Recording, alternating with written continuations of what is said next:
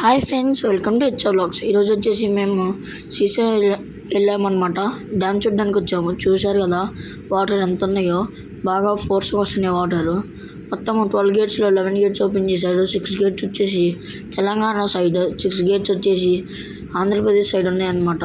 1 gate Andhra Pradesh side repair వచ్చిందని open చేయలేదన్నమాట. చూశారు కదా వాటర్ ఎంత హైట్ వస్తున్నాయో.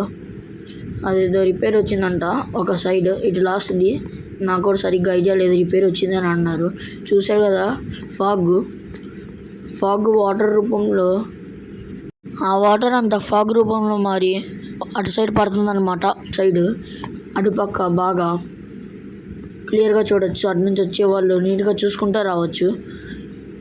అందరూ వీడియోని చూస్తున్నారు కానీ ఎవరు లైక్, షేర్, సబ్స్క్రైబ్ ఎవరు చేయట్లేదు.